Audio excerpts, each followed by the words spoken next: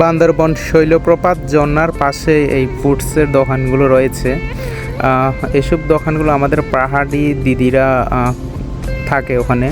তো আপনি চাইলে কথা বলে ওনাদের থেকে আনারস, কলা এবং পাহাড়ি বিভিন্ন ফরমালিন মুক্ত ফলগুলো নিয়ে খেতে পারেন।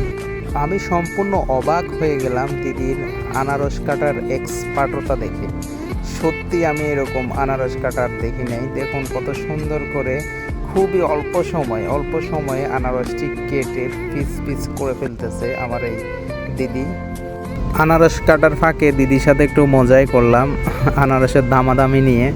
তো অনেক ভালো মনের মানুষ ওনারা, আসলেই সত্যি অনেক হাসি খুশিভাবে আমাদেরকে আপ্যায়ন করেছে।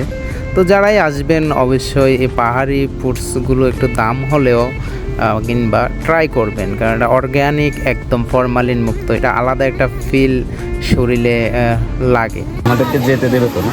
হ্যাঁ হ্যাঁ যেতে দিন। একটু লোকেশন বললেন, আমরা যাবো। এই যে দিদির হাতের বানানো আনারস ফাইনালি ওরা শুরু করে দিয়েছে। জানি না কেমন, সত্যি কথা বলবেন, কেমন কেমন? অসাধারণ সত্যি দিদিরে ঘুষ দিয়ে না, কিন্তু যেটা রিয়েল সেটা বলেন। একদম মানে 100% সত্য আমার কথা। ভিডিও এত দেখে মজা। ভাই জানতো আপনি খেলে খান না খেলে নাই। অনেক মিষ্টি, অনেক আমার ভিডিও দেখে কিন্তু 100 মানুষ আসবে, সবাই কিন্তু ধোকা দিবেন আপনারা। অনেক মিষ্টি, অনেক। আমি কথা বলবো না, কথা বলবো এক পিস কম পড়বে। এই যে আমি খাইতাম না, কি এক অবস্থা।